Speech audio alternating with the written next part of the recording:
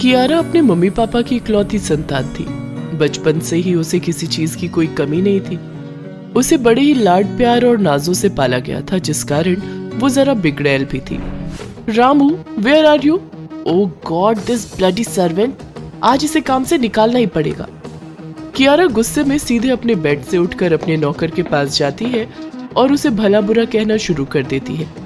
मुझे bed tea देने के टाइम पर तुम यहाँ ब्रेकफास्ट कर रहे हो। अब जो खा रहे थे वो खाने के पैसे भी जुगाड़ नहीं कर पाओगे, बिकॉज यू आर फायर्ड।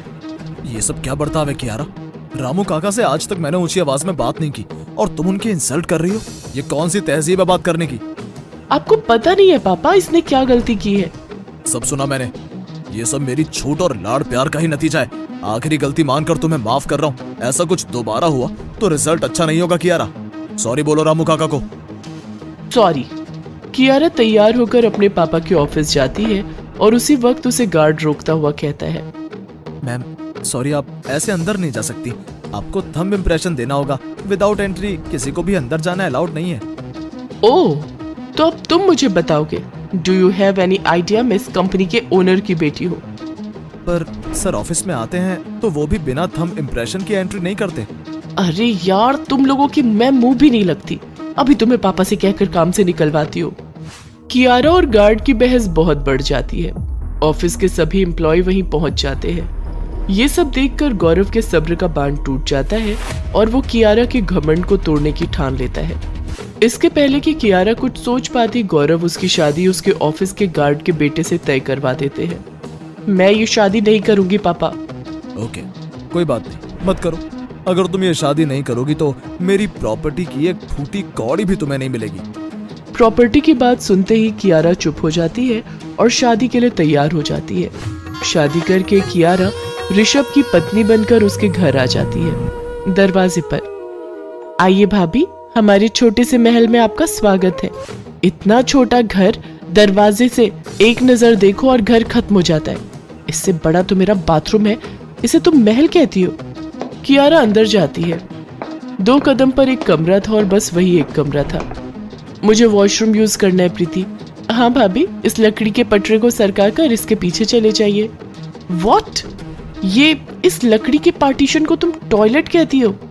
हम तो इसी का इस्तेमाल करते हैं भाभी, वरना पीछे झाड़ियों में। कोई और चारा न होने के कारण कियारा लकड़ी के पार्टीशन के पीछे ही जाकर टॉयलेट यूज करती है। मम्मी जी, वो सोना कहाँ है? I am feeling tired. आहा भाभी बेताबी, सुहागरात जो है। सोना कहाँ क्या, सोना यही है बहू। कोई तकलीफ नहीं होगी तुझे, हम सब यहीं सोते आए हैं। इसी एक कमरे में मैं बहू बनकर आई थी, फिर दोनों बच्चे भी यहीं हुए, कभी कोई दिक्कत नहीं हुई। व्हाट? मेरी फर्स्ट नाइट मेरे ससुराल वालों के साथ होगी? छुपाना ही क्या है बहू, सबको सब कुछ पता ही है। वैसे तेरी सुविधा के लिए बीच में एक पर्दा लगा देते हैं। तेरे ससुर जी तो नाइट ड्यूटी पर रहते हैं।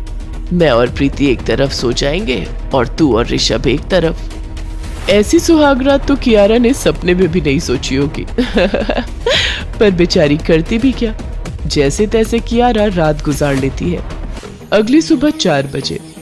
वाह बहू, इतने बड़े घर से होकर भी तू सुबह 4 बजे ही उठ गई। उठी नहीं, मच्छरों ने सोने ही कहाँ दिया। क्या बहू? कुछ नहीं सासू माँ, मुझे बहुत गर्मी लग रही है। बाथरूम कहाँ है? मैं नहा लेती हूँ। कल गई थी ना तू टॉयलेट, वहीं नहा लेते हैं हम बहू। ओह गॉड, कहाँ फंस गई मैं। इसी एक कमरे में ये लोग नहाते भी हैं और टॉयलेट भी जाते हैं और वहीं सोते भी हैं। बट मम्मी जी, नहाते वक्त अगर कोई आ गया तो? ना बहू, अगर ये लकड़ी का पट्टा सीधा हो तो सब समझ जाते हैं कि अंदर कोई गया हुआ है। हमारे यहाँ इन चीजों की कोई दिक्कत नहीं है। एक लकड़ी का पार्टीशन, एक पर्दे का पार्टीशन, आप लोग टेम्परेरी लाइफ में जीते कैसे हैं? मम्मी जी आप प्लीज बाहर ही रहिएगा, मैं नहा कर आती हूँ। कियारा नहा कर आती है कि तभी उसके ससुर जी ड्यूटी से वापस आ जाते हैं। तो आज नाश्ता बहू खिलाएगी ना? बहू की पहली रसोई है आज। मेरे घर पर तो रामू काका ये सब किया करते थे, मुझे तो कुकिंग नहीं आती। मैं हूं ना, हेल्प कर दूंगा, डोंट वरी। पर इस घर में रसोई कहाँ है? क्या वो भी इसी कमरे में कहीं है? ये कमरा है या तिजोरी, कुछ न कुछ निकले ही जा रहा है। हाँ भाभी सही समझे, बिस्तर के नीचे ही तो हम गैस को रखते हैं। रात को खाने पीने के काम होने के बाद बर्तन और चूल्हे को वापस बिस्तर के नीचे घुसा देते हैं। प्रीति की बात को सुनकर कियारा का सिर चकरा जाता है। कहाँ उसका आलीशान बंगला और कहाँ उसका एक कमरे का ससुराल। 1 हफ्ते की छुट्टी मिली है मुझे, अब मैं तुम लोगों के साथ ही समय बिता लूंगा। ऐसे ही क्या कम ये लोग कीड़े मकोड़े की तरह एक ही कमरे में बिलबिला रहे थे, जो एक और शख्स इसमें शामिल हो गया। अब हाथ में 1 हफ्ता है तो मैं सोच रहा था लड़की वालों को बुलवा लूं। प्रीति की भी उम्र हो चली है। क्या इस एक कमरे में अब लड़के वाले भी आएंगे? पापा, ये कैसा पल्ला झाड़ा आपने मुझसे। अब कहाँ जाऊं मैं? धीरे धीरे समय बीतता जाता है और कियारा खुद को उसी माहौल में ढालने लग जाती है। पर कियारा दिमाग की तो तेज थी ही, और इस तरह वो एक कमरे में रहने वाली तो थी नहीं। उसे अपनी गलती का बहुत हद तक पछतावा तो हो चुका था, पर अब उसे इस कमरे से बाहर भी तो निकलना था। कियारा अपने पापा को कॉल लगाती है और कहती है, पापा, इतनी बड़ी भी गलती नहीं कर दी थी मैंने, जो आपने मुझे इस एक कमरे के ससुराल में भेज दिया। पापा, वही नहाना वही खाना कैसे पॉसिबल है पापा? अब आप ही सोचिए, वंश भी तो आगे बढ़ाना है, पर एक ही कमरे में कैसे? बेटी, अब तुझे सबक सिखाने के चक्कर में ये तो मैंने सोचा ही नहीं। ऋषभ गार्ड भैया का बेटा नहीं, मेरा दोस्त का बेटा है, और बाकी सभी लोग पेड आर्टिस्ट। मुझे लगता है तेरे लिए इतना सबक काफी था। कियारा एक कमरे के ससुराल से निकलकर वापस से अपने लाइफस्टाइल में लौट आती है, पर अब वो भूल कर भी किसी की इंसल्ट नहीं करती।